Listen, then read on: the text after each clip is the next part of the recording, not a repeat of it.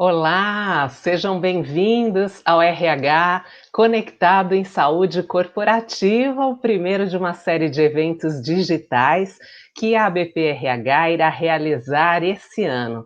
Nós agradecemos a Unibis Cultural, nossa parceira estratégica, e as empresas patrocinadoras, Novitá, Libs e TM Jobs.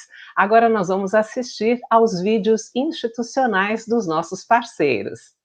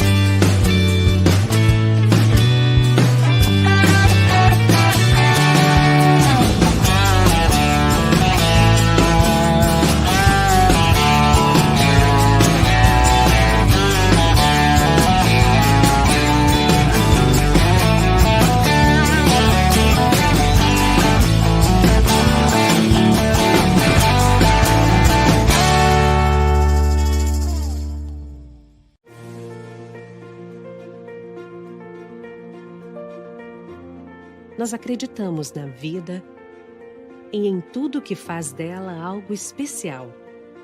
Acreditamos que sorrisos iluminam noites, que abraços podem curar muitas dores.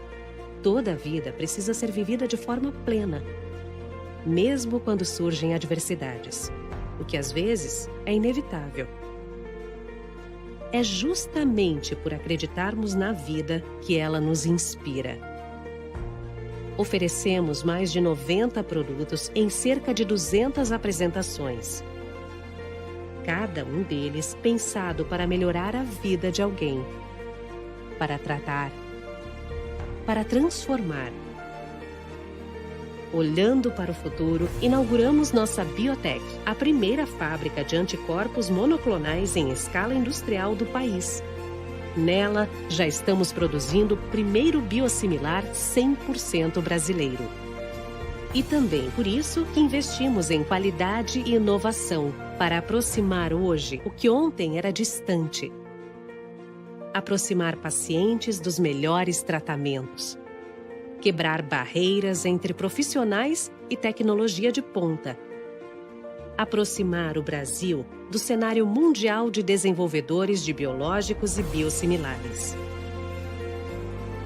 Nossa preocupação está no bem-estar das pessoas e também na segurança. Por isso, fomos a primeira indústria farmacêutica a implantar o Sistema Nacional de Controle de Medicamentos. Mas falar da vida não é só falar de medicamentos. É também ter um olhar sobre a comunidade e meio ambiente. é cuidar e dar atenção a todos os processos que dão valor ao que fazemos. Afinal, queremos ser a empresa farmacêutica brasileira mais admirada no mundo, pois acreditamos que podemos fazer a diferença na vida de cada um dos nossos pacientes. E nessa jornada, você é muito importante. Lives, porque se trata da vida.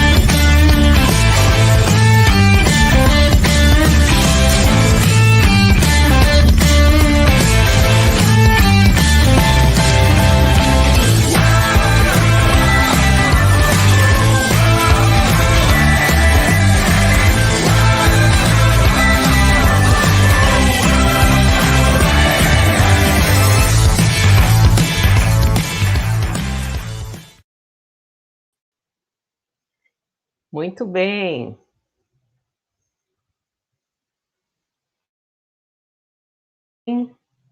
Agora sim, estamos de volta. Mais uma vez, nosso muito obrigada a todos os patrocinadores. E agora nós chamamos para dar as boas-vindas à nossa presidente, Tânia Machado. Tânia, seja bem-vinda. Bom dia, Karen. Bom dia a todos. É com muita satisfação e bastante animada que me dirijo a vocês hoje como presidente da ABPRH, Associação Brasileira de Profissionais de Recursos Humanos, juntamente com Patrícia Bueno, nossa vice-presidente, e um time de mais de 80 pessoas que compõem essa nova gestão. Serei responsável por conduzir a ABPRH no triênio de 2021 a 2023. Inspirados por isso, temos muitos objetivos, muitos planos e queremos transformar a ABPRH em um ecossistema digital. Transformar nossa associação no maior hub de RHs, que conecta empresários, empreendedores, inovadores, investidores, entidades de classe e, claro, profissionais de recursos humanos. Formamos um time forte e criamos 10 squads que serão responsáveis pela geração de conteúdo relevante sobre inovação, tendências, tecnologias aplicadas à área, cases de sucesso, entre outras temáticas, relevantes a todo o ecossistema. Uniremos toda a bagagem e maturidade conquistada por exatos 61 anos, que é isso que nós completamos este ano, de atuação a uma nova visão, que é conectar pessoas para o amadurecimento pessoal e profissional. E dentro desse contexto, como colaborar, cooperar, são as palavras de ordem da nova gestão da BPRH, que está de portas abertas e pronta para entregar a receber conhecimento, excelente evento a todos. Com você, Karen.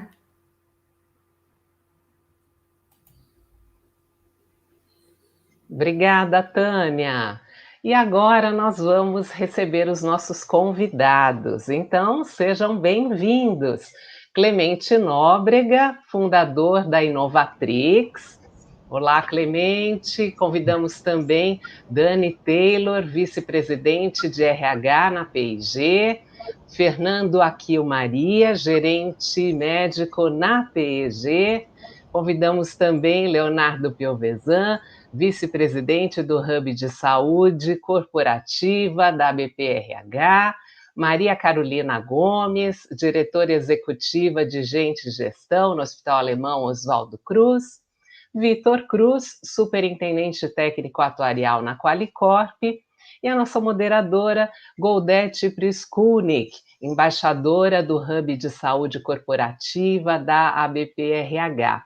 E agora eu convido o nosso vice-presidente de saúde corporativa, Leonardo Piovesan, para conduzir o evento de hoje, um evento pensado em como é possível nós colocarmos saúde corporativa estrategicamente nas organizações e contribuir, assim, com uma gestão humanizada, focada em saúde e bem-estar dos seus colaboradores. Então, Leonardo, seja bem-vindo. Muito obrigado, Karen Santos. Sejam todos muito bem-vindos ao nosso evento. Eu aproveito para agradecer, né, as palavras calorosas da nossa presidente, da Tânia Machado, mencionar aqui o quanto, né, estou honrado por ter sido convidado para ser o VP de Saúde Corporativa dessa nova gestão da BPRH. O nosso squad, né, de saúde corporativa, ele tem como objetivo fomentar o conhecimento técnico aos profissionais de recursos humanos para as boas práticas na gestão da saúde dos seus trabalhadores e dependentes. Também, né, objetivamos, né, apresentar ferramentas de inovação na gestão da saúde das empresas, para que nós consigamos obter resultados e entrega em valor. E também formar parcerias nacionais e internacionais com entidades que busquem o melhor resultado em saúde para os colaboradores e também para os empregadores. Sem mais delongas, eu gostaria agora de passar a palavra para a nossa moderadora, minha amiga e embaixadora do Squad de Saúde Corporativa, a doutora Goldete, para conduzir brilhantemente esse evento. Goldete. Bom dia a todos, bom dia, Léo, Tânia, todos os participantes, é uma honra estar aqui e é uma honra ser embaixadora do Hub de Saúde da BPRH. Nós vamos ter perguntas que eu gostaria muito que viessem da plateia. A ideia é que a gente tenha uma conversa super descontraída, tranquila, e que vocês possam aproveitar, né? Aproveitem dos nossos participantes, porque eles têm muita experiência e muito a nos dizer. Então, nós vamos começar, que eu já recebi perguntas. Então, a primeira pergunta, nós já vamos começar com o Dani. Dani Taylor, você em tela comigo. Vamos?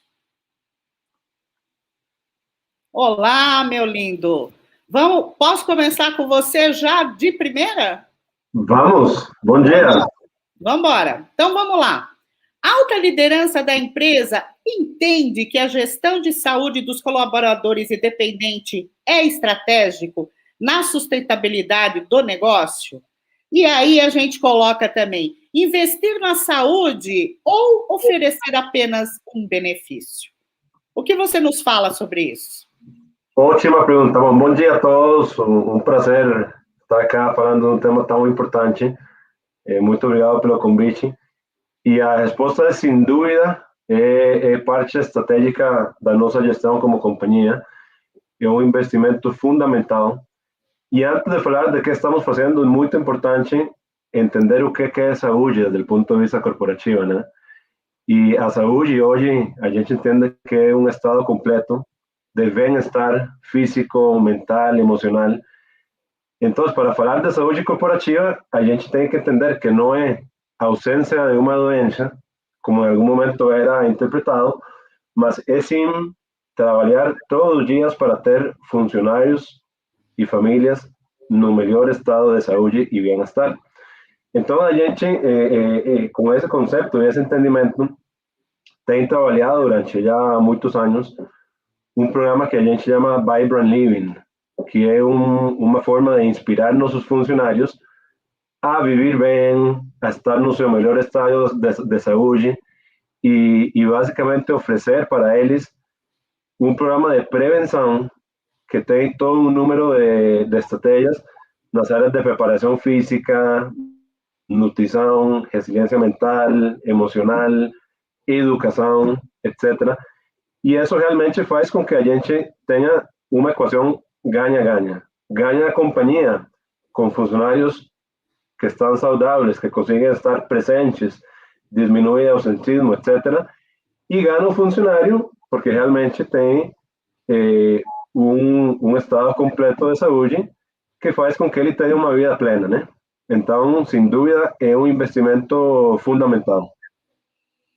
A título de curiosidade, até para a nossa plateia conseguir captar, em termos de números, quantas vidas você... Eu vou usar a palavra vidas, como a gente usa em saúde suplementar, mas sem demérito nenhum, né? Contando entre titulares e dependentes, de quantas vidas vocês tomam conta? Usando bem essa expressão, quantas vidas vocês tomam conta? Aproximadamente 6.500 vidas. É vida para... burro, não, é bastante coisa. Então, essa visão é uma visão interessante, quer dizer, são 6.500 vidas, com certeza o que se paga por saúde suplementar, né, saúde corporativa não é pouco, e essa preocupação de qualidade é importantíssima. É assim, sabemos que o investimento da companhia em plano de saúde é o segundo custo maior depois da folha de pagamento que nós temos na organização.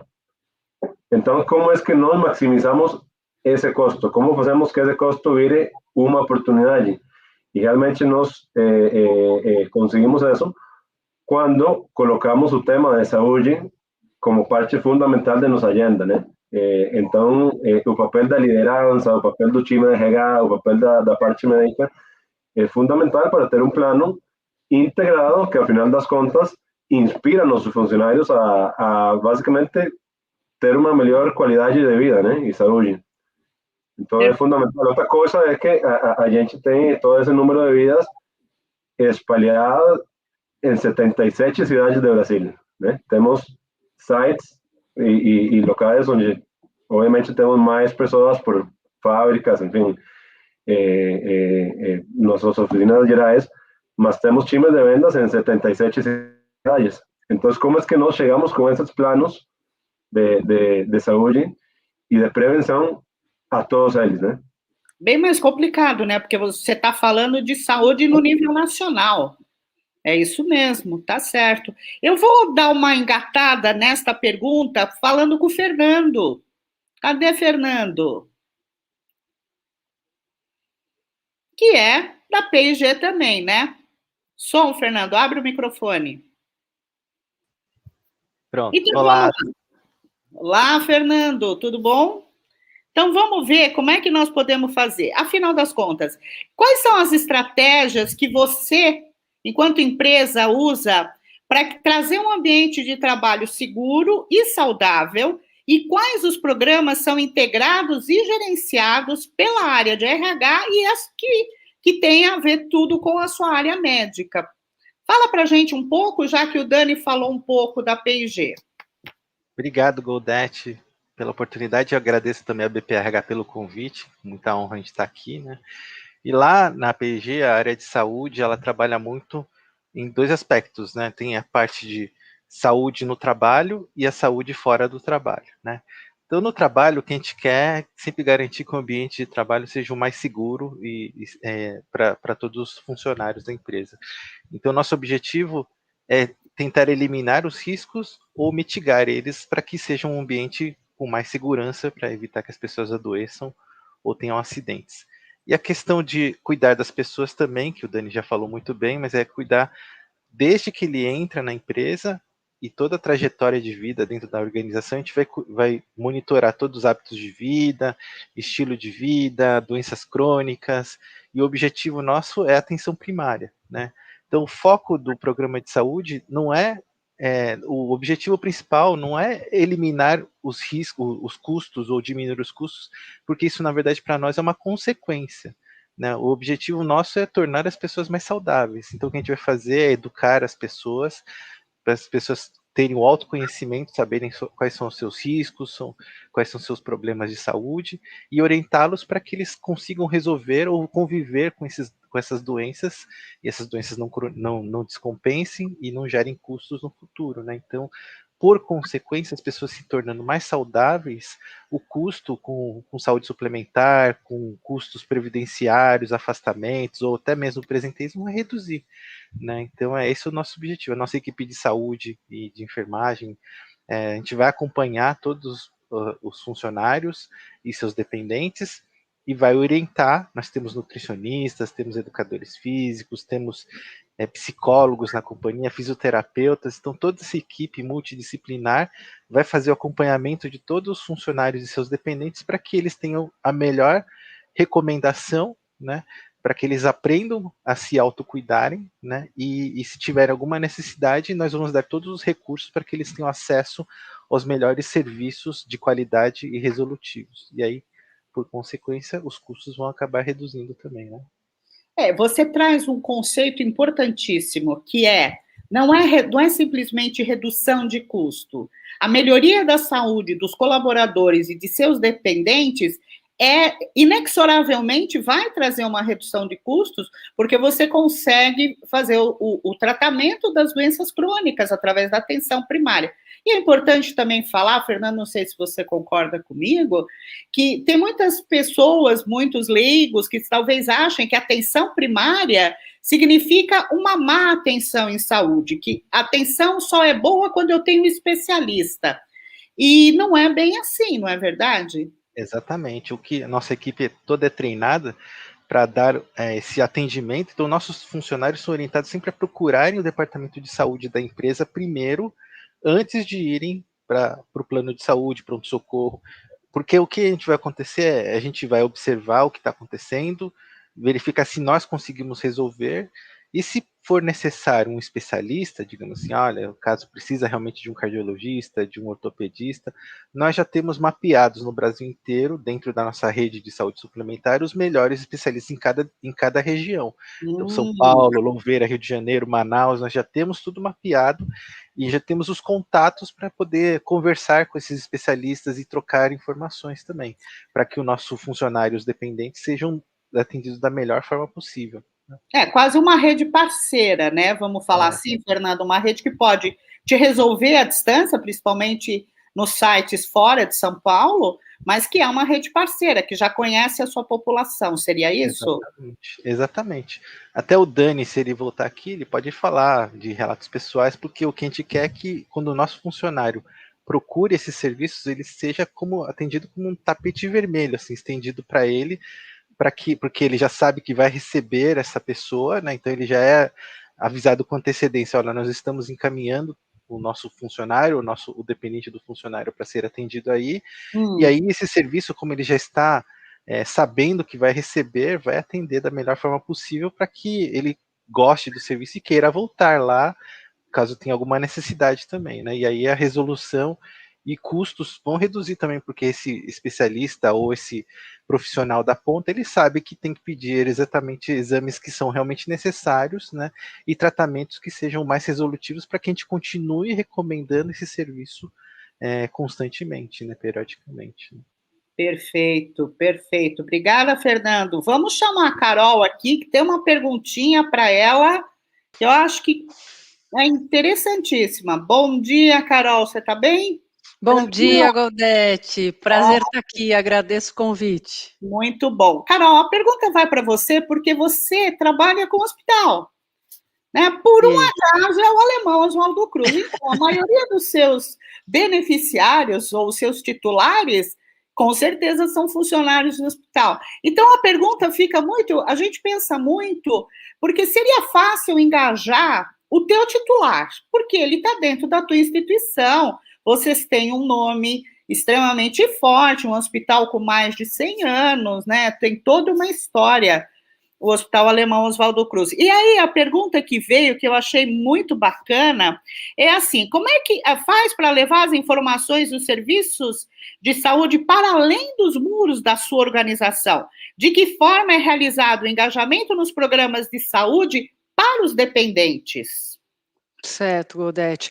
Acho que aqui, bom, como você já mencionou, a gente está dentro do sistema de saúde, o que facilita para a gente uma atenção do próprio colaborador com os seus entes queridos para que estejam sempre, de alguma maneira, se cuidando ou, de alguma forma, sempre olhando para isso. Então, a gente tem um canal muito forte com o colaborador para que ele traga para a gente aqui as necessidades dos dependentes. O que eu quero dizer com isso? A gente tem todo um saúde, que a gente chama aqui de saúde integral, todo um centro de colaborador, onde a gente tem todos esses profissionais de saúde que já foram comentados aqui, a serviço tanto do colaborador quanto do dependente. Mas a gente sabe que o colaborador é o nosso eixo para que a gente possa levar a informação para casa, né? E a importância desse cuidado e da prevenção, né? Então, eu diria para você que essa facilidade do colaborador já estar aqui frequentando, né, a vivência dele toda já é dentro do hospital, já acende a luz para que ele traga esse dependente aqui para cá.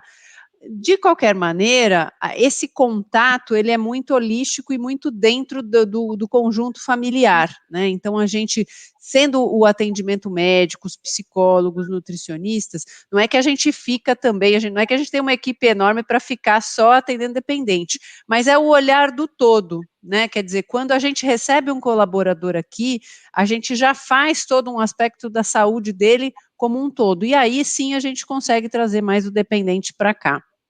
Eu acho que é uma missão mais, eu não sei, talvez você possa falar, o Léo vai trazer para a gente, quão difícil pode ser trazer o dependente. Eu sempre fico pensando, eu acredito que o colaborador, ele tem um vínculo direto, e às vezes o dependente, ele reluta, pelo menos nas experiências que eu tive, o dependente, ele reluta um pouco em aderir a alguns programas. Eu não sei qual é a sua impressão. Para a gente tem uma facilidade, obviamente, quando você tem aquela questão de filhos menores, né? Porque eles são dependentes, né? Literalmente, dos pais. E isso facilita um maior acompanhamento. Apesar de que, no nosso caso, a gente não consegue atender aqui filhos menores de 14 anos, mas a gente tem toda uma rede, então isso facilita para que a gente possa ter esse acompanhamento. Mas não é fácil mesmo, Goldete. A gente tem várias maneiras de ter o contato com o colaborador e fazer com que ele relembre ou traga esse dependente para cá, seja num exame periódico, a lembrança dele de uma série de coisas, seja em relação a vacinas pendentes, a sua vacina está pendente, a de alguém da sua família está pendente, quer dizer, a gente sempre tem que ficar fazendo um contato, vamos dizer assim, aproveitar os momentos de contato para que a gente consiga trazer esse colaborador. Recentemente, além, acho que já de um programa de bastante tempo que a gente tem, e muitos aqui já escutam falar, a gente implementou o programa de apoio pessoal, aonde também, diante de tudo que a gente está vivendo, que é muito atípico, a gente abriu um canal tanto para colaborador quanto para dependente, seja para apoio psicológico, financeiro e social. Isso tem nos ajudado também a ter esse contato com o dependente. Nós vamos depois falar um pouquinho de saúde mental mesmo. Léo, cadê você? Aí, então, vamos continuar falando um pouquinho do hospital e pensar assim, como é que você enxerga o protagonismo da tua empresa na gestão dessa saúde? Em contrapartida ao modelo que antes ficava a cargo da operadora, antes de vocês terem essa visão da saúde corporativa. E qual foi o benefício que vocês tiveram? É claro que existe um benefício financeiro, que você podia dar uma pincelada para nós, mas principalmente em termos de benefício de saúde. Ok. Então, aqui dentro do Hospital Alemão, nós já estamos há quase, vamos dizer, 11 anos desenvolvendo este programa de saúde corporativa, focado tanto no colaborador e na família, e sendo protagonistas, vamos dizer assim, em parceria, né, com a nossa corretora, com a nossa seguradora.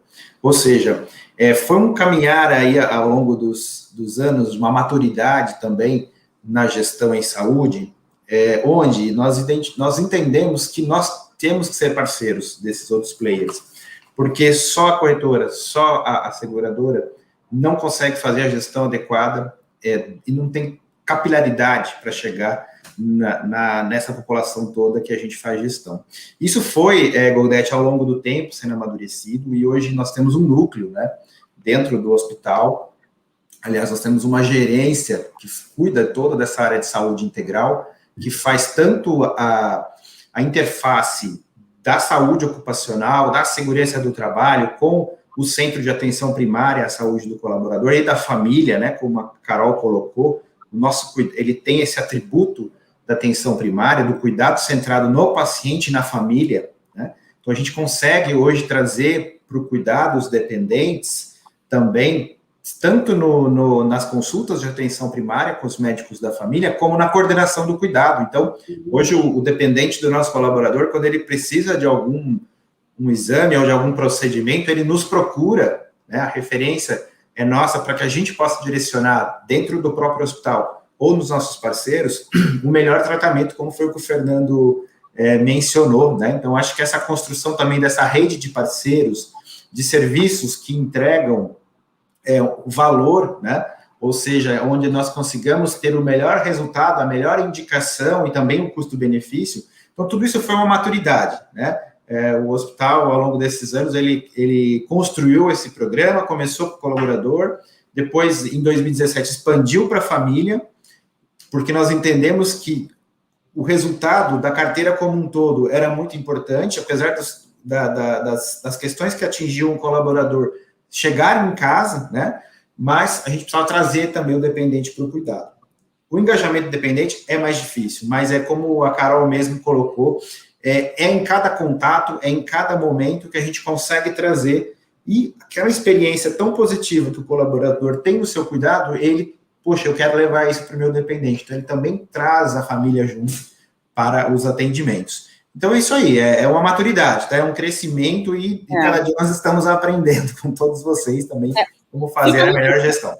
Fica muito claro, Léo, com o que vocês 4 já falaram, que é uma construção, quer dizer, não é que você começou hoje, mês que vem está tudo azeitado, impossível isso acontecer, com certeza, e trazer o dependente me parece a complicação mais forte que se tem, né, porque o colaborador ou o agente de saúde suplementar fala muito o beneficiário titular, né, ele está ali do lado, fica mais fácil de colocar.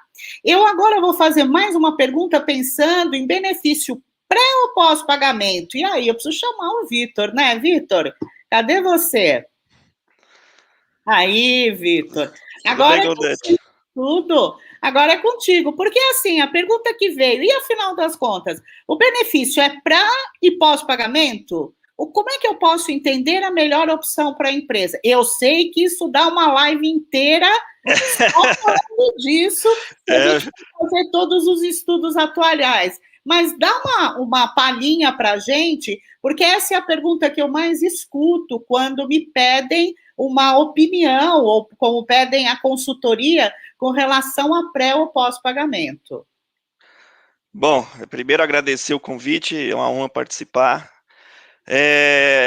Primeiro tem que explicar, né, o que é pré e pós-pagamento, né? O pré-pagamento é aquele valor fixo, é aquele valor constante, né? E o pós-pagamento é o valor onde chegou a conta, o valor que chegar, a empresa vai pagar. Eu até brinquei, realmente, eu falei assim, eu preciso de 1 hora para explicar isso aqui, porque é um conceito muito complicado, porque a partir do momento que a gente muda para o pós-pagamento, a gente assume o risco, né? Então a empresa vai pagar a conta toda. E a Goldete sabe bem aí, pela experiência, que tem conta de 1 milhão, 5 milhões, já 10 milhões, isso pode até quebrar uma empresa, então é uma questão de ser bem estudada, bem trabalhada. A princípio, assim, você mudando para um pós-pagamento, você vai pagar cerca de 80% do que você paga hoje. Ou seja, né, do preço, né, estabelecido em pré-pagamento, 70% é para pagar sinistro, a operadora ela vai colocar mais 10%, 12% de taxa administrativa, e aí esse seria o teórico valor que a empresa vai pagar. Mas não é bem assim, a gente sabe que não é bem assim, porque a partir do momento que assume o risco, tem que tomar muito cuidado quando você muda para pré-pagamento, porque a gente fala, é o eletrocardiograma, né? Ele sobe, desce, então pode ficar com custo baixo, como pode subir muito os custos, então tem que tomar bastante cuidado. Um dos princípios básicos, né, você tem que ter uma massa boa, né, você tem que ter uma quantidade significativa de beneficiários na sua carteira, exatamente para conseguir diluir o risco. E aí os principais fatores. Eu tenho que internamente saber que a partir do momento que eu assumir o risco, eu tenho que fazer todos os controles, eu tenho que ter toda a gestão. Então não adianta assumir um risco sem ter um médico especialista em auditoria, ter controles, porque, por exemplo, né, chegou a conta, o que a gente faz como consultoria é olhar linha por linha para saber se os valores que estão sendo cobrados, eles estão corretos.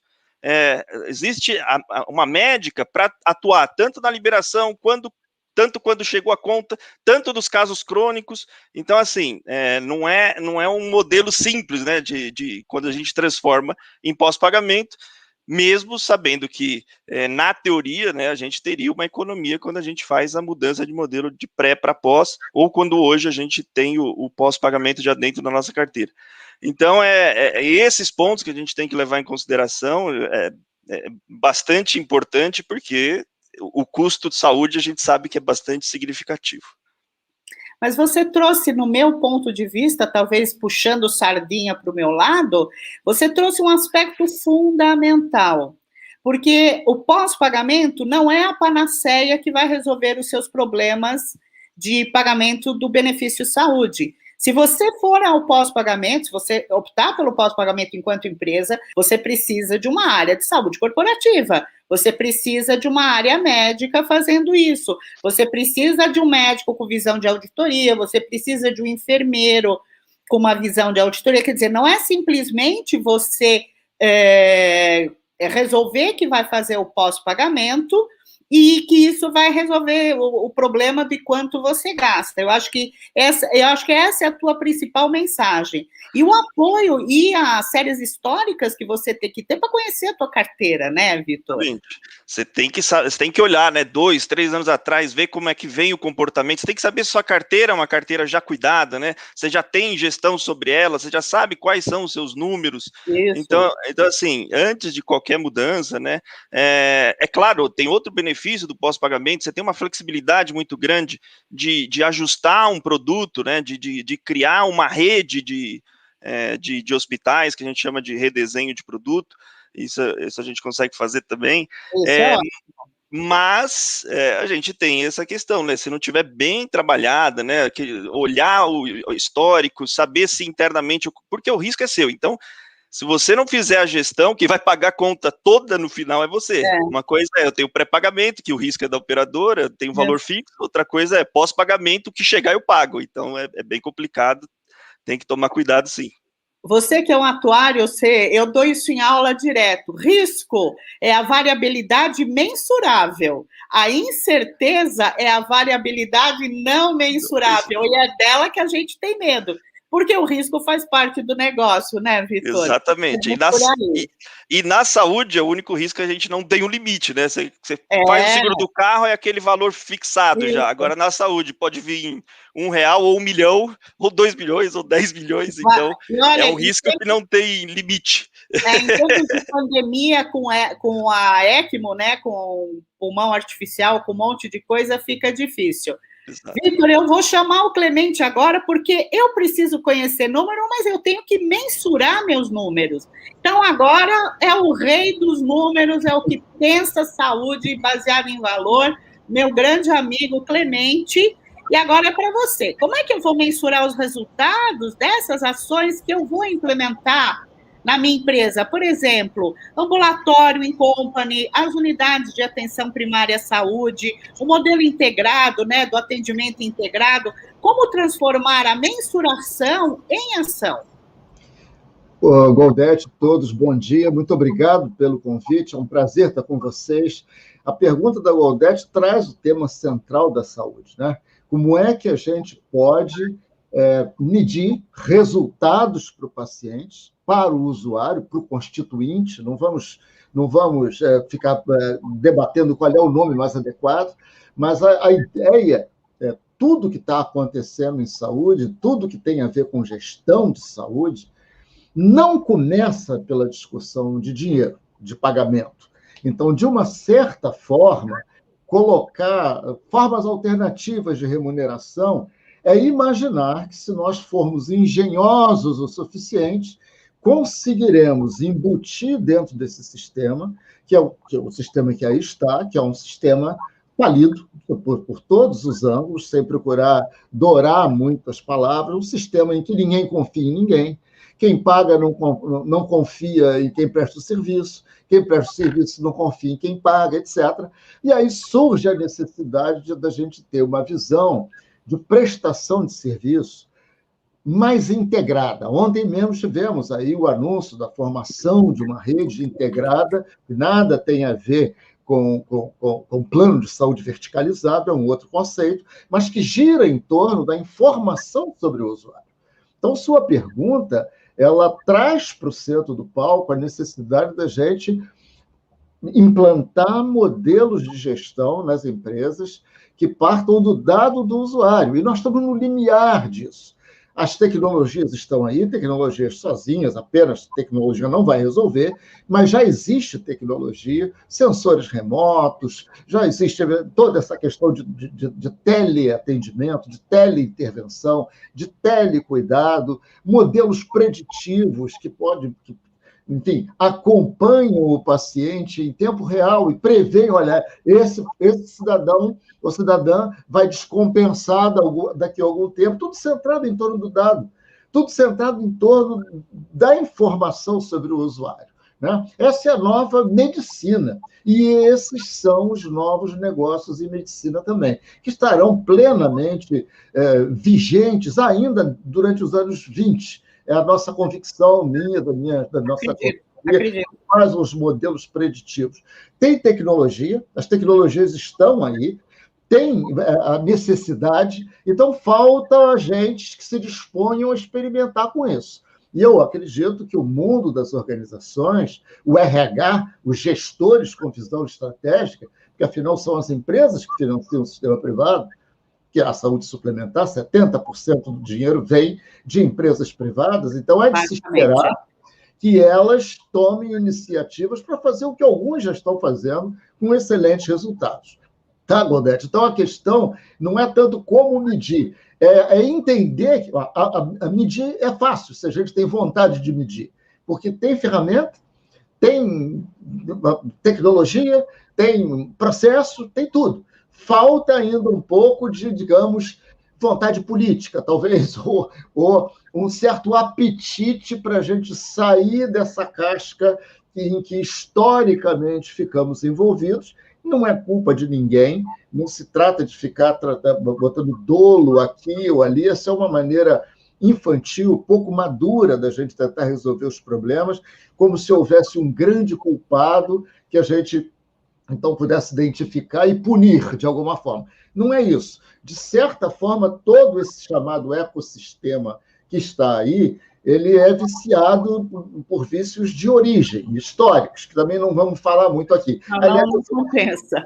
Não compensa. Aliás, abrindo um parêntese, contando com a sua fidalguia aqui, eu quero anunciar até que eu vou dar um curso agora sobre esse assunto, né?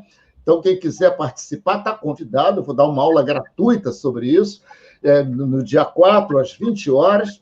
Estou colocando o link aí, se alguém puder divulgar, eu agradeço. Sobre essa, tem tudo a ver com isso que está acontecendo, né? Tudo. Então, resumindo, encerrando, a medição é consequência de uma visão gerencial que inverte aquilo que eu tenho hoje, que não simplesmente muda, mas ela coloca o usuário no centro. Ela inverte o processo. O usuário não está no centro. Então, as formas de pagamento, está tudo no centro. Na realidade, Clemente, o usuário ainda não descobriu quanto ele tem que estar no centro. Eu acho que nós vamos ter que dar umas adaptadas em alguma coisa, no sentido de que o próprio beneficiário, com seus dependentes, eles vão ter que descobrir que eles vão ter que fazer a própria saúde. A saúde também se faz no domicílio, né? Gaudete, me permite ainda um minuto em cima do que segundo, só que eu tenho 3 perguntas aqui. É menos de um segundo, Gaudete. A ideia de que o usuário terá que desejar esse processo novo que a gente está propondo e que é viável, ela encontra todo o respaldo em outras inovações que houve na história. O usuário não estava pedindo caixa eletrônico, o usuário não estava pedindo autosserviço no varejo. Pelo contrário, essas coisas entraram e demonstraram o valor. A lição da história é o seguinte: o usuário não é trouxa.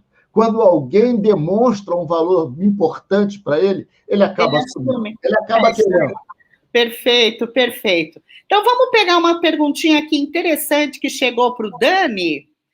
Se ele puder responder, quem faz a pergunta é o meu querido amigo Jackson Morishita, da indústria farmacêutica Eurofarma. Dani, o seu microfone abre para nós, isso. Se você pode falar o teu gasto per capita, o teu ticket médio mensal, aproximado, sem ser um número, se for possível. Vamos ver se o Dr. Fernando me permite. Fernando? Se ele permite, falo. Ah, ele permite, ele gosta de mim, Fernando. Fala aí, Fernando. Fernando, entra aí com a gente. Bom, o ticket, já que ele me falou que está certo, é R$250. Tá. 250,18 reais por usuário. Mas contando tudo, Fernando, esse é o teu valor médio. Exato. Tudo. Tá ótimo. Ótimo. Vocês estão em pré ou pós? Nós estamos em pré-pagamento. Isso. Com todas as 6.700 vidas em todas as plantas. Todas as plantas em pré.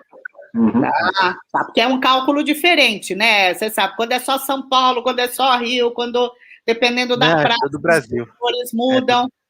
Tá, um número interessante, interessantíssimo, muito bom, muito bom. Totalmente. Muito bom. E isso reflete, de novo, todo o que falamos na prevenção, que neste momento realmente é nosso foco, né? Como conseguimos diminuir a nossa sinistralidade, que temos conseguido isso. Para vocês terem uma ideia, o ano passado foi o primeiro ano onde nós tivemos um desconto no plano de saúde, na renovação do plano de saúde. E isso foi, você sabe, num contexto de inflação de gastos médicos de 10, 15%, né? E isso acontece quando realmente o compromisso da liderança, dos funcionários, do próprio plano de saúde, está em criar um ambiente de prevenção e educação. Olha, você já está respondendo, Dani, Fernando, seria interessante um bate-bola, porque o professor Fabrício Rosso, que é um especialista em RH, coloca a seguinte pergunta: qual a estratégia mais eficaz para engajar a alta gestão na saúde integral do colaborador? O Dani, a gente já entendeu que a alta gestão, que ele é o nosso head, tudo bem. Fernando, como é que você faz com os outros heads? O que acontece em muitas empresas, né, Goldete, que você deve saber, é que os programas de saúde, na grande maioria das empresas, é o departamento de saúde que monta e executa, e às vezes faz um programa maravilhoso, lindo, mas ninguém participa, né, e engajamento muito baixo. Diferente da nossa estratégia, que a gente segue os mesmos princípios do CDC, a gente, quando vai planejar e executar um programa, não é o serviço médico que faz, a gente faz junto com as lideranças, a organização, planejamento e execução, e junto com os próprios funcionários, que também são pessoas ativas, colaborativas, dão feedbacks no planejamento, e na hora de executar, a gente usa aqui dois conceitos, que é o CIPERO, né? O CIPERO também ajuda a gente na organização e no planejamento e na execução, e também temos os champions, que são um conceito também do CDC, né? Os champions são aquelas pessoas que têm hábitos saudáveis, que praticam hábitos que são exemplo para a grande maioria dos funcionários, né? Então todo mundo fala, um dia quero ser que nem o Dani, que é triatleta aí, né? O Dani está sempre feliz, está sempre de alto astral, difícil ver ele doente. Então o Dani é um champion, ele é um vice-presidente de recursos humanos, mas também é um champion do programa.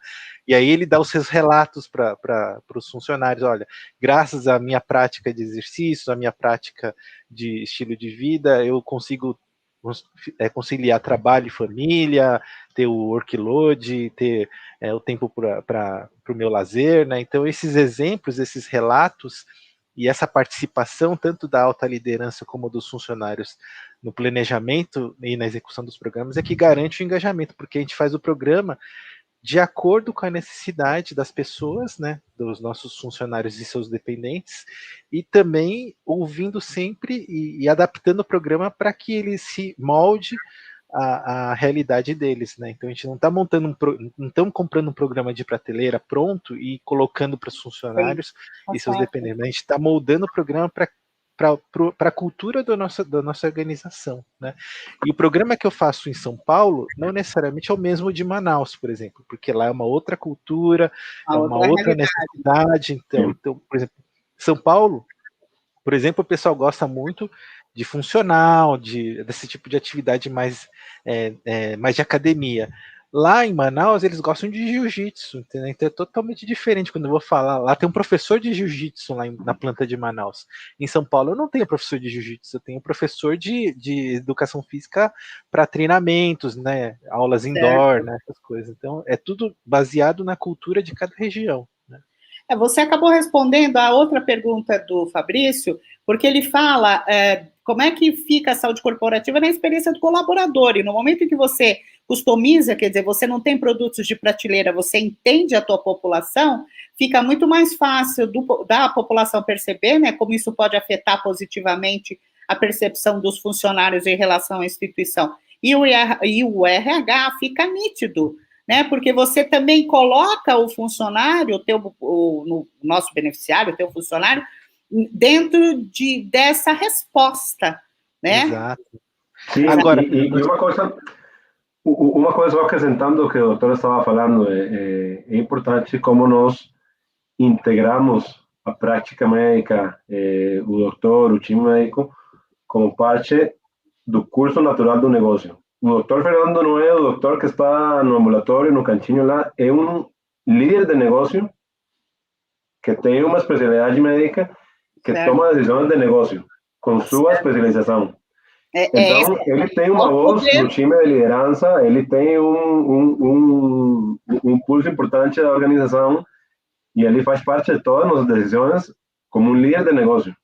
Certo, o poder da área médica, né? Perfeito.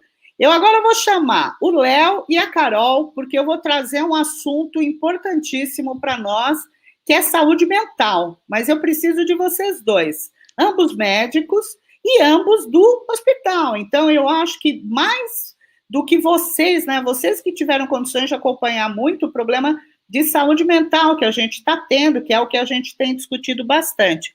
Então, de que forma as ações na empresa de vocês, né, foram estruturadas para a questão do enfrentamento da saúde mental? Ainda mais vocês, enquanto hospital, trabalhando com UTI de Covid, covidário e tudo mais. Léo e Carol, por favor. Léo, vou começar aqui, você complementa, Carol. Tá?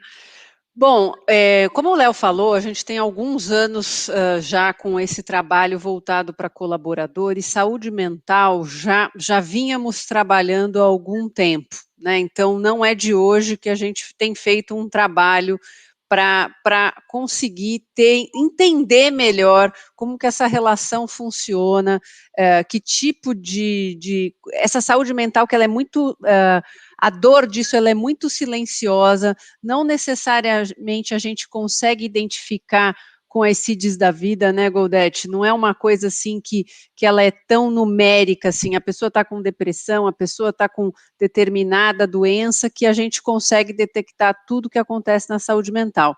Então, nós começamos um trabalho lá atrás de acompanhamento dos nossos colaboradores, também com métricas no que diz respeito à CID, enfim, mas um pouco mais, né, fazendo um trabalho direto com eles. E, recentemente, a gente vem acompanhando esse programa de apoio que a gente acabou de implementar, então a gente tem muito poucas métricas, mas a gente acredita que isso vai nos ajudar também a entender essa relação. De novo, como acho que com a saúde de uma forma geral, a gente tem que trabalhar com a prevenção. E prevenção é desde ter um ambiente saudável de trabalho, a pessoa querer vir trabalhar, se sentir bem no local de trabalho dela, quer dizer, isso já ajuda, ou seja, outras ações que envolvem a parte de pessoas, elas já são muito importantes para a saúde mental do colaborador.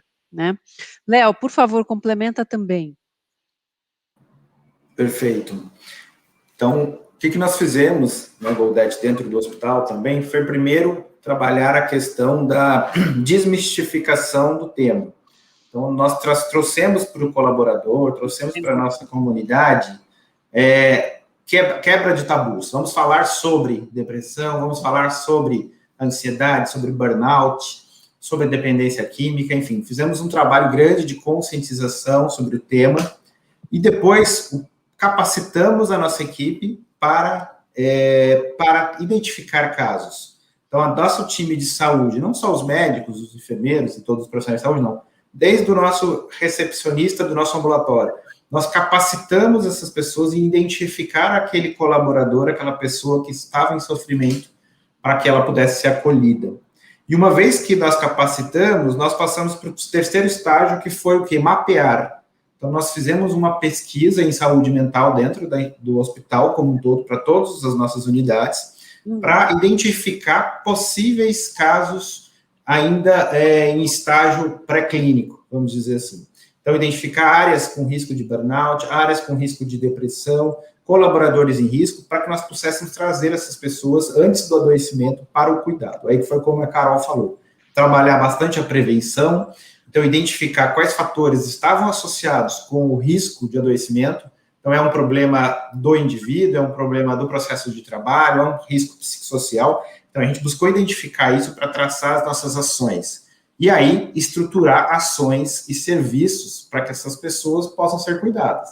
Então, dentro do nosso ambulatório de atenção primária, a gente constituiu uma equipe de psicologia, temos um psiquiatra que ele é referência para os médicos da família, então, para que a gente possa tratar e essas pessoas poderem ser restabelecidas e voltarem para o trabalho. Então, todo esse trabalho foi feito, e como a Carol colocou no final, abrimos agora o canal de programa de apoio pessoal, para que isso não ficar só no campo da saúde mental, porque a gente sabe que tem outros elementos envolvidos, não é só a saúde psíquica, mas a saúde financeira, a questão social, para que outros pontos do indivíduo pudessem ser acolhidos. E todas as ações, na verdade, de qualidade de vida que nós temos dentro da empresa, buscam a prevenção, né? Então, desde da possibilidade de nós oferecermos aqui para o colaborador uma academia, modalidades de atividade física, espaço de lazer, obviamente que agora, em razão da pandemia, muitas coisas foram transmitidas para online, então todo o programa que busca a prevenção, a promoção, a qualidade de vida, ele tem como objetivo também essa prevenção. Eu acho que vocês devem ter padecido bastante, saúde mental não deve ter sido fácil para vocês lidarem, né? Sim. Carol e Léo. E recentemente também, nós criamos dentro do hospital, esse tema está tão relevante, né, que nós criamos um treinamento que a gente chama de socorristas em saúde mental, que inclusive virou um curso, que agora o hospital oferece, de capacitar não só os profissionais do SESMIT aqui, mas todas as pessoas dentro de uma empresa, que elas possam ser socorristas, ou seja, que elas identifiquem aqueles indivíduos em sofrimento e possam fazer ali o primeiro acolhimento. Nossa, Léo, Carol, que coisa fantástica, porque a gente não precisa ficar restrito, de repente, a um psicólogo, ou só um psicólogo, sem imaginar que a gente quer ocupar esse tipo de lugar, mas às vezes é quem está do lado que percebe uma pequena alteração de comportamento, alguma coisa. Olha, parabéns, gente, achei fantástico. E vocês vão me dar licença, porque nós estamos chegando no final, tem uma perguntinha para o Vitor. Vitor, tem uma perguntinha aqui para você, só que você tem que ser breve, eu sei que dá aula, né, mas vamos lá. De novo. A Joelma Lages, que também é uma grande amiga minha, que está na Bristol atualmente, pergunta assim, o número de vidas da carteira é relevante para a gente escolher pré ou pós-pagamento? Não, com certeza, que nem eu falei, isso é um dos princípios, né? Precisa ter uma massa para a gente diluir esse risco. Então, até as próprias operadoras, elas nem aceitam se for uma carteira de menos de 2.000 beneficiários, assim. Então, a gente entende que tem que ser, sim, tem que ter pelo menos 2.000 beneficiários, e quanto mais, melhor, né? Quanto mais o risco se dilui, aí vem a teoria dos grandes números, tudo isso, e com certeza influencia, sim. Então, de novo, né? Vamos lá, Vitor, não é para amadores. Não é para pequenas empresas. A instituição criada para assumir risco são as seguradoras, né? São as operadoras, que tem toda uma estrutura, que tem todo. Mas se tiver como tem oportunidade na saúde, e isso ajuda bastante, né? Na hora da gente, se tiver uma gestão, né, bem eficiente, se tiver uma quantidade de vidas significativa, tem oportunidade também de reduzir os custos da saúde dentro de uma empresa, caso ela opte pelo pós-pagamento também. Perfeito, Vitor, perfeito. Nós estamos nos aproximando do final, mas tem uma perguntinha aqui que estão pedindo para o Léo e para a Carol divulgarem esse curso de socorrista. Cadê Léo? Cadê Carol?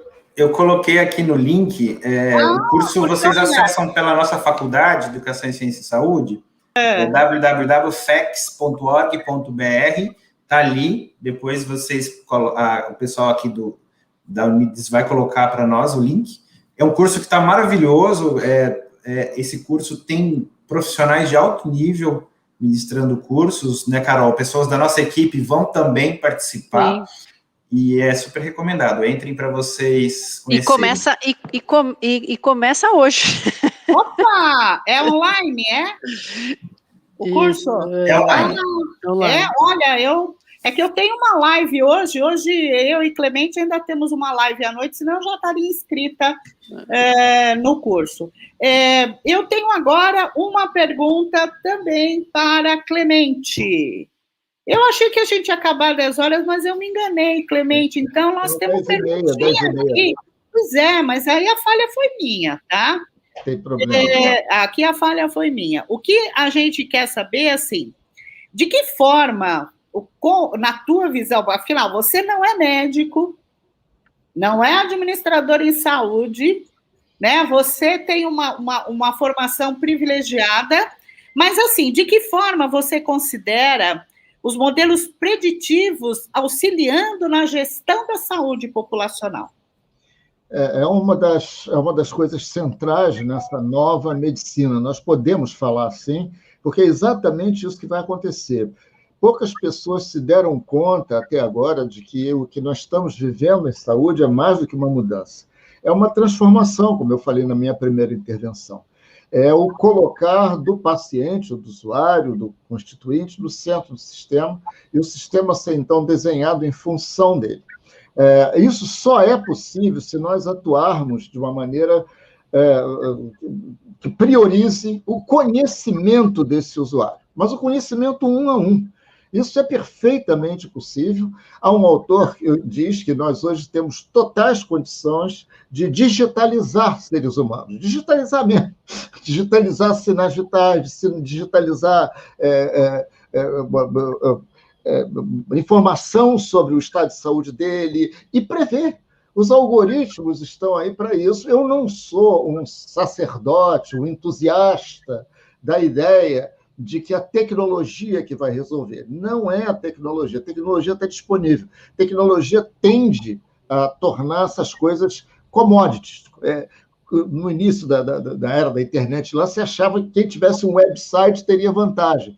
Todo mundo tem um website, não adianta ter um website. É a condição necessária, mas não é suficiente. O que vai mudar, o que pode mudar, são organizações novas. Organizações, isso, arranjos de pessoas, de processos e ferramentas tecnológicas que aí sim vão estar idealmente posicionadas para antecipar e prevenir. Veja como nós falamos em atenção primária aqui. Todos falam em atenção primária. Não é possível falar em saúde, em saúde nova, em saúde moderna, em saúde dos anos 20 e adiante, sem atenção primária. A atenção primária, na nossa maneira de falar, eu que não sou médico e meus colaboradores também, que somos mais especialistas em inovação do que, em geral, do que em saúde, sem isso não é possível você antecipar, prevenir, você fazer nada por um paciente. Você vai continuar tratando de doença, que é o modelo que a gente está aí, e discutindo como é que a gente paga se eu ficar doente, comprando seguros. Nós, no fundo, compramos seguro. Eu não quero ser, usuário, né, não médico, eu não quero ser pego desprevenido por uma situação de saúde adversa, então eu faço meu hedge aqui, eu pago um seguro, como pago para o meu carro, etc., mas ninguém me envolve na gestão da minha própria saúde, eu não tenho feedback de nada. Os modelos que aí estão foram construídos assim e funcionaram muito bem durante algum tempo. Esses modelos não funcionam mais. E é possível, como a gente tem a demonstração aí cabal em outros setores da economia, que é possível conhecer o cliente um a um. Né? E é possível digitalizar sinais e nos permitam fazer antes. A ideia da atenção primária, nós definimos internamente, a atenção primária é tudo que nos possibilita agir antes, não deixar acontecer o estado agudo, não precisar de internar, não precisar de amputar a perna, não precisar de... É isso. É só isso, e nós podemos fazer isso. Quer dizer, colocando assim, é só isso, dá a impressão que é muito... A impressão que é fácil, mas não é. Essa definição de digitalizar o nosso beneficiário, eu achei ótima, eu vou usar em aula, hein? É de um grande médico americano chamado Eric Topol, eu vou colocar a referência dele. Então, depois você põe a referência do Topol, fica mais fácil ainda. Eric Topol é o nome do autor, e o livro dele é um livro já de alguns anos, chamado A Destruição Criativa da Medicina, que é um termo também que se usa muito em inovação. Legal. A sua pergunta é isso. Nós vamos ter que combinar com o paciente que a atenção primária não é a pior das atenções, muito pelo contrário. Fernanda, eu queria que você falasse um pouquinho de saúde mental na tua empresa, porque é uma pergunta recorrente. Porque temos uma pergunta aqui da Alicia Salles, que fala, também perguntando como é que está sendo o modelo de saúde mental que vocês estão fazendo para poder suportar, quer dizer, suporte no sentido emocional dos seus colaboradores. Eu te pediria, se fosse possível, em 3 minutinhos. Tá. A gente cuida da saúde mental em 3 aspectos, né? Tem a parte dos fatores psicossociais do trabalho, então a gente avalia qual a demanda do trabalho das pessoas, qual que é a flexibilidade, a autonomia e o apoio da liderança para os seus funcionários, para que o nível de estresse seja controlado, o esforço e o reconhecimento ou a recompensa que a gente fala. Então, RH trabalhou muito forte em remuneração, lideranças em reconhecimento das pessoas para que sejam parabenizadas pelos seus trabalhos, bonificação também, né? Isso na parte de organização do trabalho, para que o trabalho não seja um dos fatores que sejam geradores do adoecimento mental. Tem os determinantes sociais da saúde também, então a gente tem aí uma equipe de suporte para as questões extra-trabalho, então financeiro, educacional, então a gente fornece bolsas de estudo, a gente também dá suporte com consultor financeiro, né, serviço social, tudo ajudando as pessoas para resolver esses problemas extra-trabalho. E a resiliência dos indivíduos, né? Então, para a resiliência, que é a capacidade da pessoa suportar o fator que poderia gerar estresse e voltar à normalidade, a gente tem tanto a parte de autoconhecimento, então a gente ajuda com algumas ferramentas como o biofeedback, a psicóloga, em loco também, e a gente tem psicóloga em loco, temos o do PAI também, que é o Programa de Assistência ao Empregado, né, o EAP tradicional, e temos o da Rede da Saúde Suplementar também, de novo, naquele conceito de mapeamento dos melhores profissionais, né. E, além disso, também, a organização quebra o tabu, né, de falar de saúde mental, trazendo especialistas para tirar dúvidas. Então, agora que a gente está nesse momento de pandemia, a gente tem trazido muitas lives, não só para o funcionário, mas para seus familiares também. Então, a gente chama o familiar para participar, porque isso ajuda o próprio funcionário a resolver esses problemas também, né? E a gente trouxe vários especialistas, psicólogos, psiquiatras. Tivemos o Jairo Bauer aí da TV Globo também, né, tirando dúvidas dos nossos trabalhadores aí em lives, e é estilo desse que a gente está fazendo aqui, talk show. Então a presidente, a Juliana Azevedo, entrevistava esses médicos, psiquiatras, psicólogos, com as dúvidas dos próprios funcionários que a gente colhia com 2 semanas de antecedência. Então ela chegava na mesa, num talk show, perguntava, tirava as dúvidas e ao final 10 minutinhos também para os funcionários levantarem a mão lá e perguntarem diretamente para o convidado, né? Então foi bem assim para justamente quebrar o tabu de falar de saúde mental dentro da organização. Então, a gente falou de doenças psiquiátricas, falamos de depressão, ansiedade, suicídio, né?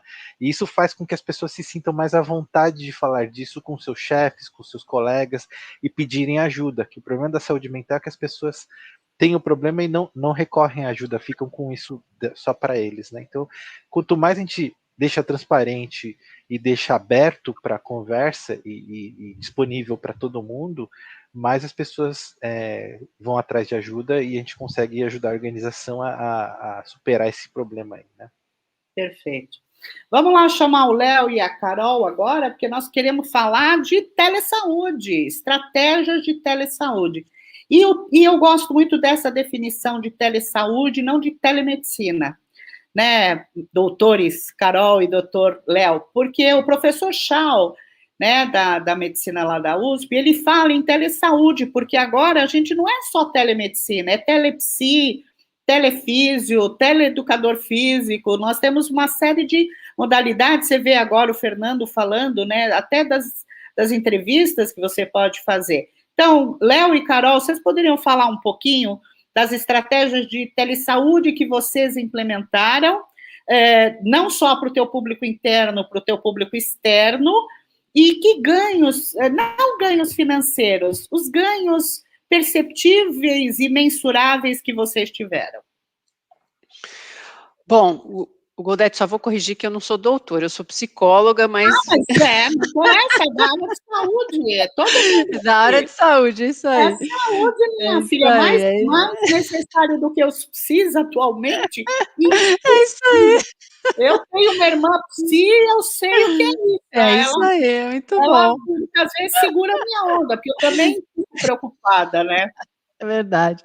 Mas olha só, acho que a pandemia veio para potencializar toda a estratégia tele que foi acontecendo no mercado. Acho que não foi diferente com a gente. Acho que a gente vinha se preparando para isso, mas a telemedicina nos ajudou bastante nesse período da pandemia. Acho que as pessoas começaram a utilizar, obviamente, por necessidade, e isso nos ajudou bastante a compreender o modelo, como que funcionaria melhor. Isso também a gente implementou aqui dentro algo muito interessante que, por estar dentro do hospital, a gente consegue fazer o modelo, fazer o piloto e ver funcionar, que é, por exemplo, um pronto atendimento virtual, quer dizer, você tem toda uma entrada online primeiro e depois, se precisar, aí sim vai para um pronto atendimento. Então, esse modelo a gente viu que dá muito certo.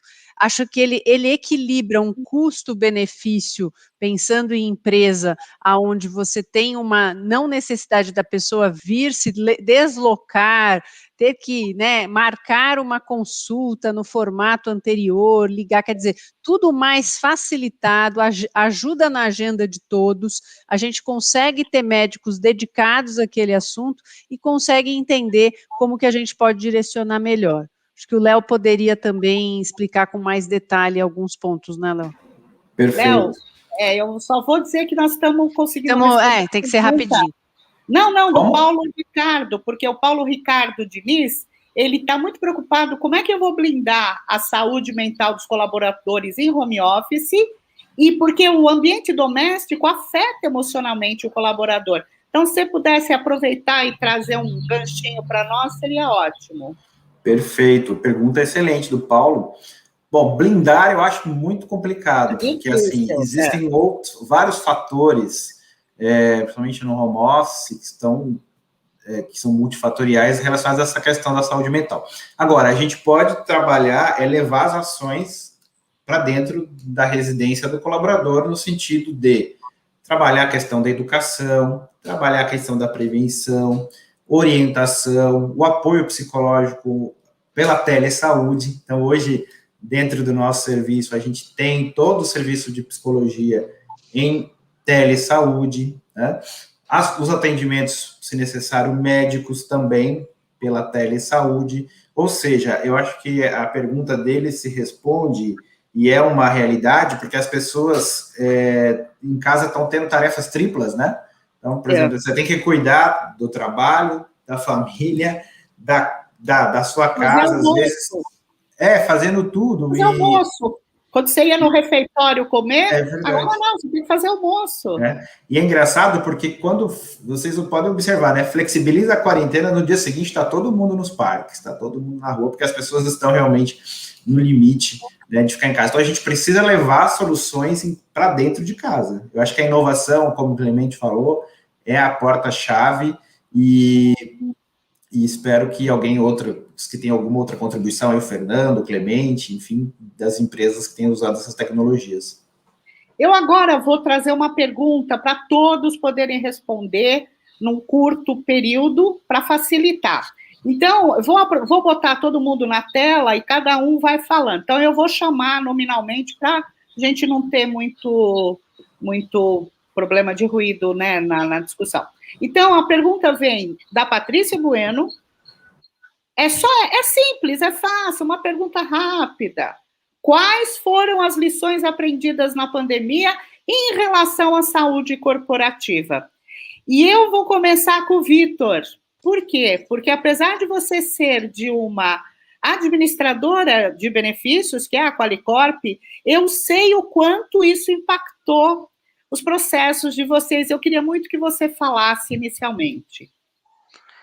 Tudo bem, é verdade. Assim, impactou bastante. A gente teve que se reinventar, na verdade, não teve jeito, né? Primeiro, quando a gente vai 100% em home office da empresa, e depois estruturando toda a empresa e também estruturando as empresas das quais a gente faz gestão, da que a gente ajuda a fazer toda a gestão de saúde. Então, realmente, foi um processo bem complicado, a gente aprendeu bastante. Tem até uma curiosidade, né, que foi até um ex-presidente da agência, né, que é da saúde suplementar, que comentou, foi a primeira vez que um procedimento incluso no rol, ele diminuiu os custos na saúde, né, então isso foi bastante importante, mas foi isso, foi de se adaptar, foi de fazer o acolhimento, né, não só do RH que estava precisando entender, então a gente participou de muito comitê de crise de empresa, e tentou, da melhor maneira possível, fazer acolhimento das pessoas, que está todo mundo entendendo, né, todo mundo querendo saber o que fazer. Então, acho que foi isso, mas, por exemplo, a Qualicorp foi uma das primeiras a disponibilizar a telemedicina para todas as empresas. Então, isso foi bem legal, ajudou bastante. Tem empresa que até hoje tem 2.000, 3.000 consultas por mês de telemedicina. Então, foi um trabalho de reconstrução mesmo, foi um desafio muito grande e que agora vem dando resultado. Muito bom. Você vê que interessante, né? Cada setor ou cada segmento vê de uma proporção. O que foi mais fácil vocês darem um acolhimento no sentido que você está trazendo? Pré ou pós-pagamento? É sempre mais fácil pós, né? Porque o contato acaba ficando mais direto, né? Direto, né? Tá certo. Então, é sempre mais fácil o pós-pagamento. Tá certo. E os resultados também são diretos, né, no pós-pagamento, né? Isso, quando a gente fala de resultado também, o pós-pagamento é direto. Essa puxadinha que eu queria que acontecesse mesmo, o resultado é imediato, diferente do pré, né? O pré, ele vai sentir o resultado lá na frente mesmo. Vamos lá, Vitor, obrigada, meu querido. Clemente, quais foram as lições aprendidas na pandemia? A principal lição, no meu ponto de vista, foi o senso de urgência que se cristalizou com isso que os especialistas estão chamando de tempestade perfeita em saúde. A tempestade perfeita foi a confluência, a convergência de uma série de coisas que estavam aí no radar de todo mundo, para daqui a uns 10 anos, talvez. Telemedicina, uso de outros tipos de abordagem para a prestação do serviço, de cuidado de saúde. Isso tudo pulou para o primeiro plano e nos desafiou a todos a construir soluções novas. A maneira como as empresas, com os players, vários players do sistema, reagiram a isso é notável. Quer dizer, diante de uma pressão inescapável, a telemedicina se instaurou, e é apenas uma ferramenta, não muda o mundo, mas é algo que estava aí já há décadas, devagarzinho, com problemas regulatórios, com muita conversa, com muito debate, não tem mais jeito. E isso, então, juntamente com a necessidade de repensarmos a governança dessa coisa toda, estimularmos o empreendedorismo, veja que coisa fantástica, o Brasil está se aproximando de 600 startups em saúde, health techs, que estão aproveitando a brecha, já estavam aproveitando antes da pandemia, né? E agora, com a pandemia, então, que afrouxou um pouco a carapaça regulatória, a turma está vindo. Esse pessoal, junto com as empresas, eu acho, com os RHs, com as empresas que pagam, faria uma aliança imbatível. Empresas visionárias, empresas com líderes que correm risco, com RHs estratégicos, junto com startups de saúde que têm essas soluções todas, tem toda a parte de tecnologia, tem tudo, e aí poderiam criar alternativas a isso que está aí no mercado. Essa, para mim, é a grande lição, é o amadurecimento dessa ideia que eu coloquei para vocês. Está maduro. Clemente, você acabou de dar um pulo do gato, chamado... já que a gente gosta de falar coisa antiga, vamos para o pulo do gato, né? Que é o apetite das empresas pela inovação, o RH antenado, conhecendo o que nós temos de novo, que você pode mudar o teu ambiente corporativo, cuidando da saúde do trabalhador, de uma forma muito melhor, ou de uma forma muito mais, eu diria a palavra até proativa. Exatamente. Que é muito interessante. E que a pandemia nos trouxe, eu vou, aproveitando, só vou fazer um paralelo de história. Penicilina, Segunda Guerra Mundial. A penicilina estava iniciando, poucos usavam. Quando vem a guerra, porque no fundo nós estamos...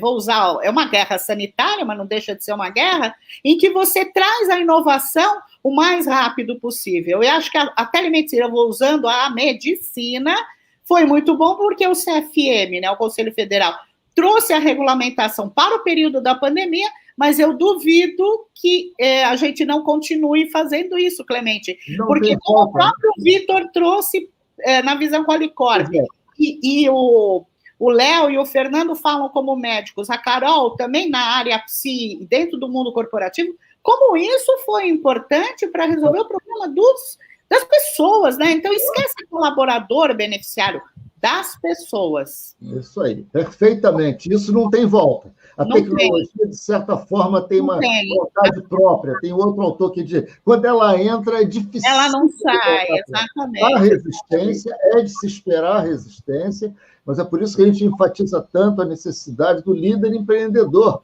ou do líder que corre risco. Não precisa ser jovem, ele tem que ter apetite. Não, é o líder. Porque senão ele não sai da mesmice. Então, essa aliança de quem paga com quem empreende, que tem já algumas empresas no Brasil, autogestões, empresas, né, como a Bev, do nosso amigo Edson, enfim, que estão experimentando com uma perspectiva de sucesso extraordinária, não só de savings, de economia em dinheiro, como em economia, como em ganho de qualidade de vida. É isso que é geração de valor. É mais desfecho, melhor desfecho, por menos custo. Isso é possível. Com certeza. E vamos falando de líder, eu quero a visão da Carol. Carolina, quais foram as lições aprendidas na pandemia, afinal das contas, em relação à saúde corporativa de vocês? Goldete, acho que uma das lições aprendidas é de fato reforçar o colaborador no centro da nossa estratégia, de o quanto que ele estar bem contribui, obviamente, isso não é novidade, mas contribui para todo o ambiente de trabalho e para o que a gente entrega.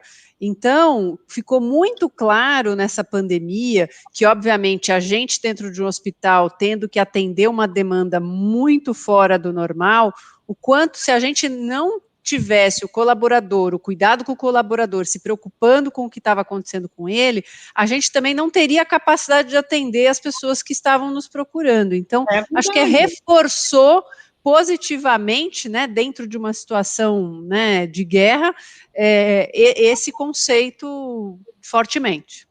Com certeza. Léo, queria que você pegasse o gancho da Carol, porque eu enxergo o cuidado dos colaboradores do hospital de uma forma muito mais difícil, porque ele não tem que só estar bem enquanto colaborador, enquanto pessoa, ele vai cuidar de outras pessoas. Então, acho que a missão foi pior. Qual foi a tua lição aprendida, Léo? Exatamente.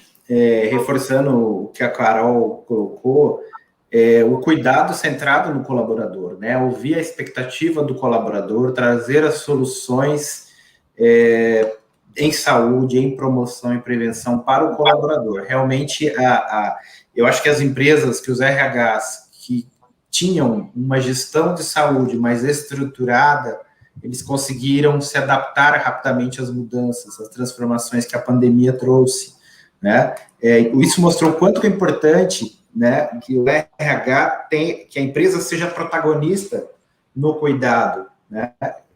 Ou seja, pelo menos coparticipante desse cuidado, junto com as corretoras e com as suas empresas de benefício de saúde.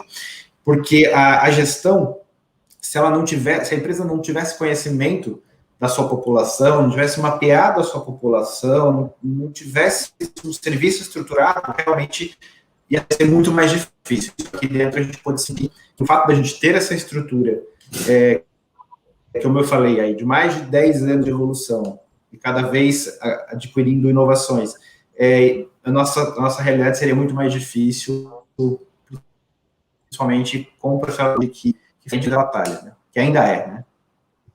Tá certo. Fernando, os últimos serão sempre os melhores? Vamos fechar com chave de ouro? Que lições a tua empresa aprendeu? Ou eu vou fazer para você as duas perguntas. Que lições a empresa e que lições o médico Fernando aprendeu nesse período?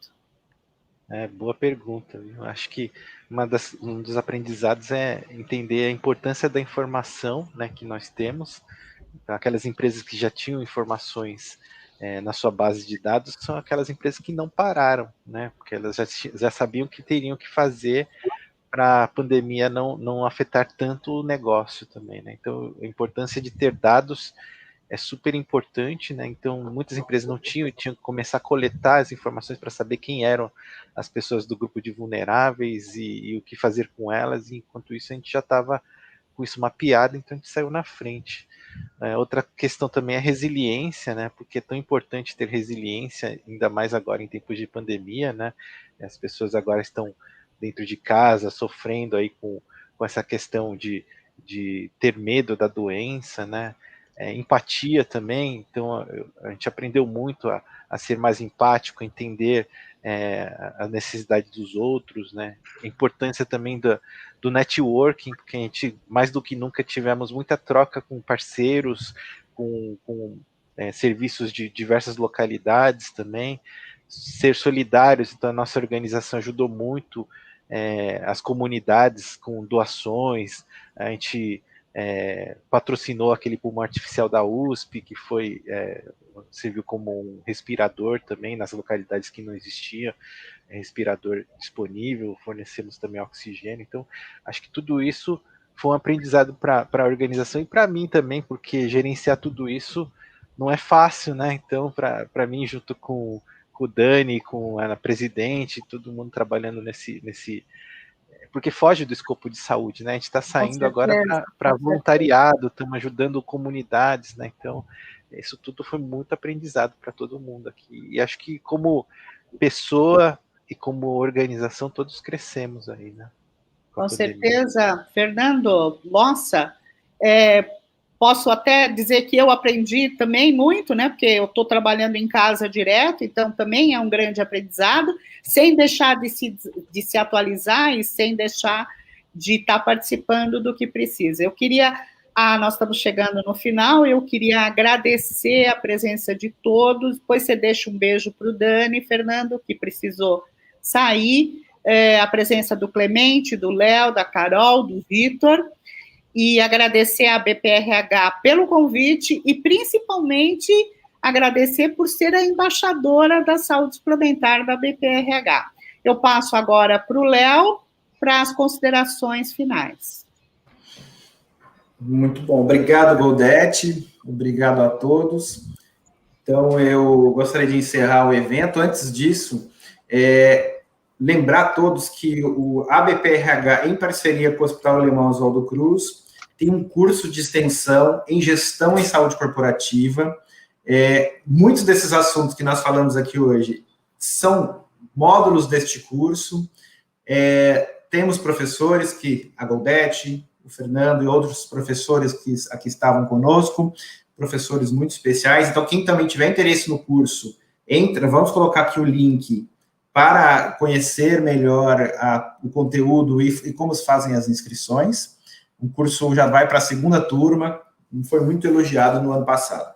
Então, mais uma vez, eu gostaria de agradecer a presença de todos, da nossa moderadora, embaixadora Goldete, da Carol, do Fernando, do Clemente, do Dani, que saiu, e do Vitor. Muito obrigado, pessoal, a todos vocês que nos ouviram, a nossa presidente Tânia, e muito obrigado, e até o próximo evento do nosso Comitê de Saúde Corporativa da BPRH. Vamos ao vídeo agora de encerramento dos nossos patrocinadores.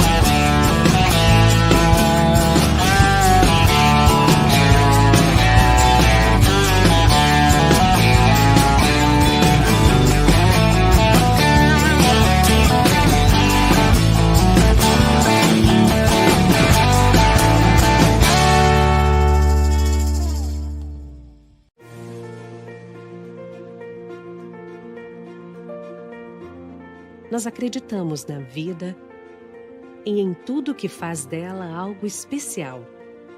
Acreditamos que sorrisos iluminam noites, que abraços podem curar muitas dores. Toda vida precisa ser vivida de forma plena, mesmo quando surgem adversidades, o que às vezes é inevitável. É justamente por acreditarmos na vida que ela nos inspira. Oferecemos mais de 90 produtos em cerca de 200 apresentações. Cada um deles pensado para melhorar a vida de alguém, para tratar, para transformar. Olhando para o futuro, inauguramos nossa Biotech, a primeira fábrica de anticorpos monoclonais em escala industrial do país. Nela, já estamos produzindo o primeiro biosimilar 100% brasileiro. E também por isso que investimos em qualidade e inovação, para aproximar hoje o que ontem era distante. Aproximar pacientes dos melhores tratamentos. Quebrar barreiras entre profissionais e tecnologia de ponta. Aproximar o Brasil do cenário mundial de desenvolvedores de biológicos e biosimilares. Nossa preocupação está no bem-estar das pessoas e também na segurança. Por isso, fomos a primeira indústria farmacêutica a implantar o Sistema Nacional de Controle de Medicamentos. Mas falar da vida não é só falar de medicamentos. É também ter um olhar sobre a comunidade e meio ambiente. É cuidar e dar atenção a todos os processos que dão valor ao que fazemos. Afinal, queremos ser a empresa farmacêutica brasileira mais admirada no mundo, pois acreditamos que podemos fazer a diferença na vida de cada um dos nossos pacientes. E nessa jornada, você é muito importante. Lips, porque se trata da vida.